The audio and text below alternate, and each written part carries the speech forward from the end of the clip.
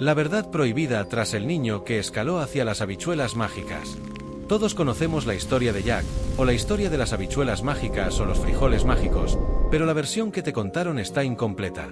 Nos la vendieron como un inocente cuento infantil, pero la ciencia y la historia ocultan algo mucho más oscuro.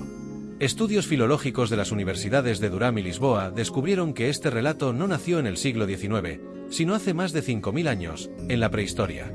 Los antiguos pueblos indoeuropeos lo llamaban el niño que robó el tesoro del ogro, y en sus versiones originales, ese tallo gigante no era una planta, era el Axis Mundi, el eje del mundo, un puente chamánico prohibido entre la tierra de los vivos y un plano habitado por titanes antiguos y peligrosos. La historia fue mutando a través de la tradición oral para que olvidáramos el peligro. En 1734 apareció una versión anónima donde Jack era un pícaro perezoso. Luego, en 1807, un autor llamado Benjamin Tabart intentó suavizar el horror introduciendo una hada buena para justificar los robos de Jack. Finalmente, en 1890, Joseph Jacobs publicó la versión que hoy todos repiten, adornando con fantasía victoriana lo que originalmente era la crónica de una intrusión en un reino que nunca debió ser descubierto. Hoy vamos a desenterrar la versión real. Viajaremos a un tiempo donde la magia no era un truco, sino una brecha en la realidad. Imagina un mundo donde el cielo no es solo aire, sino el suelo de algo mucho más grande, mucho más antiguo y mucho más peligroso. Un reino oculto que está a punto de colapsar sobre nosotros. Si eres de los pocos que buscan descifrar lo que se esconde en las sombras de la historia, asegúrate de formar parte de esta comunidad y activar las alertas. No querrás perder la señal cuando la realidad comience a fracturarse por completo. El viaje empieza ahora. La condena de la tierra seca, la vida antes del tallo. Antes de que el cielo se abriera, la vida de Jack y su madre ya era una lenta procesión de una vida cotidiana. Vivían en los márgenes del olvido, en una cabaña de madera podrida cuyas paredes crujían con el viento de la noche como costillas rotas. En su hogar, la pobreza no era la ausencia de monedas, era una presencia física de la pobreza, un frío húmedo que se metía en la médula de los huesos y un silencio sepulcral que solo se interrumpía por el rugido de las tripas vacías. El invierno había sido implacable. Habían quemado los pocos muebles que tenían para no congelarse y la despensa se había convertido en un nido de telarañas y polvo. Jack, un muchacho flaco de hombros caídos pero con unos ojos demasiado despiertos para su propio bien, veía cómo su madre se desvanecía día a día. Sus manos, que alguna vez trabajaron la tierra con fuerza, ahora eran nudos de piel pálida y temblorosa. La hambruna les había robado el color, el sueño y, finalmente, la dignidad. El último dilema de la madre. Lo único que les quedaba en el mundo material era una vaca. Pero no era la vaca lechera y generosa de los cuentos de hadas. Era un animal moribundo, una sombra cuadrúpeda cuyo pelaje se caía a jirones y que hacía meses que no daba una sola gota de leche. Sus mamas estaban secas y agrietadas. Mantenerla viva era una crueldad, pero deshacerse de ella era aceptar el fin. La decisión de venderla no nació de Jack, sino de la desesperación absoluta de su madre. Una noche, tras ver que el único alimento que les quedaba era un cuenco de agua hervida con raíces amargas, la madre miró a su hijo a los ojos. Vio en las mejillas hundidas de Jack el reflejo del hambre. Fue ella quien, con el corazón destrozado, tomó la determinación. «No pasaremos otra noche así», susurró, con una voz rota por la culpa. «Llévala al mercado de la ciudad al amanecer, Jack. Véndela por lo que sea. Un saco de harina, unas cuantas patatas rancias, lo que sea que nos dé esta semana comer en esta tierra maldita. Si no la vendes hoy, mañana no tendremos fuerzas ni para caminar». Ella sabía que mandar a Jack solo al mercado era un riesgo. El muchacho era impulsivo, cargaba con una curiosidad insaciable que a menudo lo metía en problemas y una tendencia a creer en las viejas historias que los ancianos contaban en las tabernas. Pero la debilidad de sus propias piernas le impedía acompañarlo. Jack no quería ir. Sentía una profunda humillación al arrastrar a un animal moribundo por los caminos, sabiendo que los comerciantes se burlarían de su miseria. Sin embargo, el llanto silencioso de su madre lo obligó a actuar. Aceptó la orden no como una tarea, sino como un último sacrificio. Al salir el sol, Jack ató una cuerda vieja al cuello del animal y comenzó a caminar. El hambre le nublaba la vista y la desesperación le pesaba en el pecho. Estaba tan desesperado por encontrar una salida, tan quebrado por la miseria de su hogar, que su mente se convirtió en el terreno fértil perfecto para lo que acechaba en los caminos. Estaba listo para cambiar lo último que poseía en el mundo material por cualquier cosa que prometiera un milagro o una maldición. La verdad prohibida tras el niño que escaló hacia las habichuelas mágicas. El pacto en el camino. Jack y su vaca caminan con lentitud exasperante por un camino con una vaca que ya está vieja, sus costillas se marcaban bajo la piel. Jack la guiaba hacia el mercado de la ciudad. Jack sabía que arrastraba una causa perdida. Ningún carnicero pagaría nada por un animal consumido por la desnutrición. A mitad del trayecto, en un tramo del camino se torció. De entre los sauces llorones centenarios, la realidad sufrió una mutación sutil. El viento se detuvo en seco. Los cantos de las aves y el zumbido de los grillos cesaron de golpe, sumiendo el lugar en un silencio sepulcral, espeso e innatural. El camino pareció torcerse sobre sí mismo. Las líneas del horizonte y las ramas de los árboles se curvaron de forma geométrica e imposible, como si el tejido del espacio tridimensional se estuviera rasgando para dejar pasar una anomalía. El aire se volvió gélido y comenzó a oler a azufre, a metal oxidado y a tierra vieja. De entre las cortinas de ramas caídas de los sauces, emergió una silueta. No caminaba como un hombre común, se desplazaba sin alterar el polvo del suelo. Su túnica parecía confeccionada con jirones de pura sombra viva que devoraban activamente la luz del sol a su paso.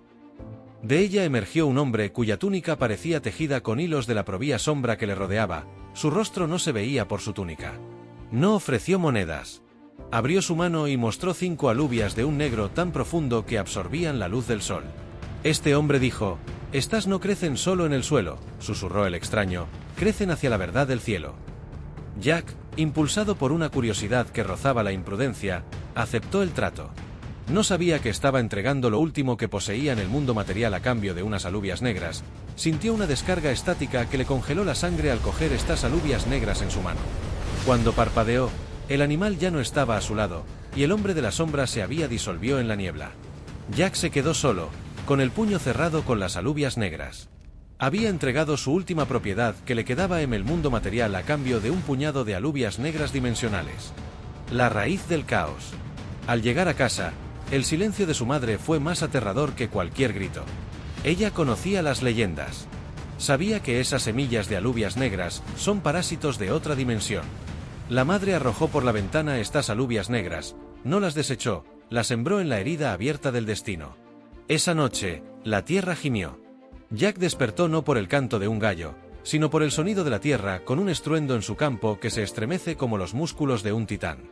Un tallo está creciendo de la tierra, un grueso tallo como una torre, que se está elevando hacia el infinito del cielo, perforando las nubes y ocultando las estrellas. El mundo de Jack ya no estaba solo bajo el cielo, ahora estaba conectado a lo que vive arriba. El primer ascenso y el primer descubrimiento. Jack cruzó el umbral de su casa y se acercó a esta gran planta que había crecido en su campo. Entonces comenzó a escalar esta planta. Cada metro era un cambio en la realidad, una sutil mutación de las leyes de la física. El espacio se dilataba de forma aberrante.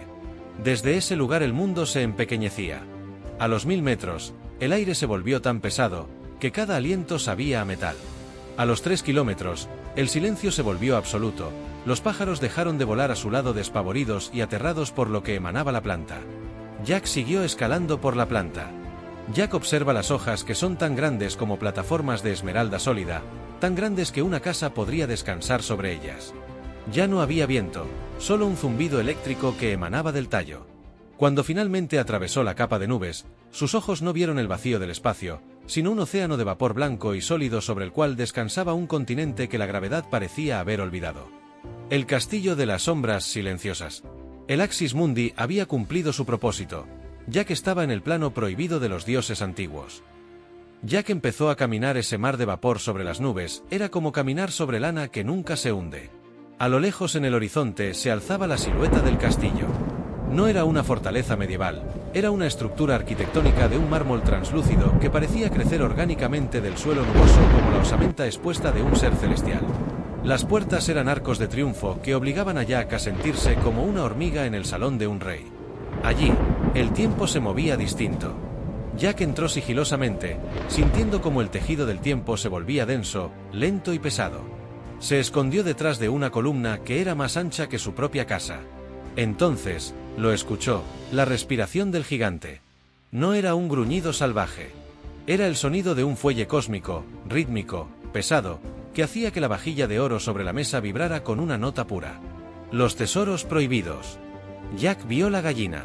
Sus plumas no eran de ave, sino de láminas de oro puro que tintineaban como monedas al moverse. No ponía huevos para ser comidos, ponía huevos de energía condensada que los hombres llamamos oro. Sin embargo, a pesar de la extrema miseria de su hogar, Jack sintió un terror místico que congeló su ambición. Algo en el mecanismo dorado de la criatura le advirtió que no debía tocarla aún. Observó otros tesoros: el reloj de arena inversa, cuyo polvo grisáceo flotaba hacia arriba marcando el tiempo regresivo de nuestra dimensión, y el espejo del vacío orgánico, un óvalo de obsidiana que reflejaba su propio esqueleto rodeado por los ojos fijos de sus antepasados prehistóricos. Abrumado por la escala de aquel horror cósmico, Jack no se llevó la gallina en esa primera incursión, se llevó una pluma de oro que estaba en el suelo. Preso del pánico, descendió a toda prisa por el tallo negro, regresando a la tierra con solo esa pluma de oro, que cambió por pertenecías para su hogar, pero con la mente infectada por lo que había presenciado. Quedó en su mente durante días. El recuerdo del oro y de las reliquias prohibidas atormentó sus noches. La ambición atormentaba su mente en la cabaña, seguía pensando en mejorar la vida de su madre, y la visión de la riqueza infinita se convirtió en una obsesión enfermiza. La imprudencia le ganó al miedo. Rompiendo toda promesa de seguridad, Jack se acercó de nuevo a la colosal estructura, y subió otra vez. El segundo ascenso y el reino del gigante. El segundo viaje fue diferente. La atmósfera del tallo se sentía aún más cargada, como si el puente dimensional protestara por su insistencia. Jack escaló decidido, con la mente fija en el pedestal de piedra negra que flotaba en el salón del coloso. Al llegar de nuevo al majestuoso castillo de mármol translúcido, localizó a la gallina de los huevos de oro. Con movimientos quirúrgicos, aferró su pico para ahogar cualquier graznido y la extrajo del palacio sin despertar al dueño. Descendió a toda prisa por la gigantesca planta hasta pisar tierra firme, donde aseguró al animal dentro de su corral. Al día siguiente, impulsado por una ambición insaciable, trepó de nuevo por el tallo hasta alcanzar el reino superior. Atravesó los pasillos del palacio dirigiéndose directamente hacia la reliquia más perturbadora, el arpa de rayos de luz. Era un instrumento místico, tallado sobre el hueso fosilizado de una entidad celestial, con cuerdas hechas de puros rayos de luna atrapados en el tiempo. Jack, cegado por la codicia, estiró los dedos y la aferró con fuerza. El arpa no emitió un llanto biológico de auxilio. En su lugar, desató una frecuencia ultrasónica de advertencia que viajó por el aire y resonó con una vibración dolorosa directamente en el sistema óseo del chico. Al quebrar su posición, el niño alteró la armonía dimensional que mantenía en equilibrio a ambos reinos. Al tomarla, no solo robó riqueza, sino la estabilidad misma de aquel mundo.